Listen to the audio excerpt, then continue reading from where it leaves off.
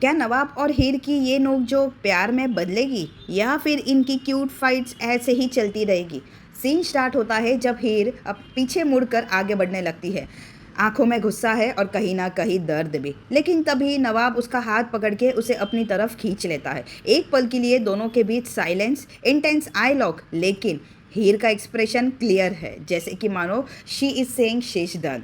नवाब कोशिश करता है बात करने की, समझाने की, लेकिन हीर उसे अवॉइड कर रही है। उसके दिल में इतनी मिसअंडरस्टैंडिंग भर चुकी है कि अब वो नवाब से एक भी बात कहने के लिए भी नहीं और सुनने के लिए भी रेडी नहीं है। हीर सीधा कह देती है कि उसे कोई बात नहीं करनी और वो वहाँ से निकलने लगती है। लेकिन नवाब भी पीछे हटने वालों में से नहीं है। वो बार बार हीर को रोकता है और यही चीज़ हीर को और ट्रिगर कर रही है। हीर फट जाती है, नवाब को खरी खोटी सुना देती है, उसे ब्लेम भी करती है उस चीज़ के लिए जिसके लिए नवाब गलत था ही नहीं कभी।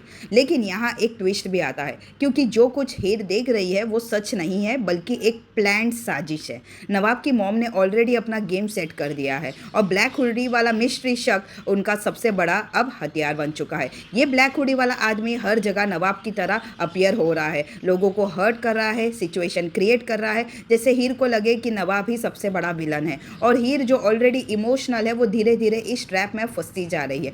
दूसरी तरफ नवाब कंप्लीटली क्ल्यूलेस है, उसे समझ ही नहीं आ रहा हीर उससे इतना गुस्सा क्यों है। जब नवाब को पता चलता है कि हीर अर्जुन के साथ मिलकर कुछ प्लान कर रही है तो उसका भरोसा और टूट जाता है। गुस्से में वो हीर को हर्ट कर देता है अपनी बातों से। अब सिचुएशन इतना ज़्यादा मैशअप हो गया है, एक तरफ हीर का ट्रस्ट टूट चुका, दूसरी तरफ नवाब का ईगो और कन्फ्यूजन सामने आ रहा है और तीसरी तरफ एक खतरनाक प्लान जो गुलाब रच रही है। अब सवाल ये है, क्या हीर और नवाब सच जान पाएंगे समय पर या फिर ये मिसअंडरस्टैंडिंग उनकी लव स्टोरी को फिर एक रुकावट में बदल देगी?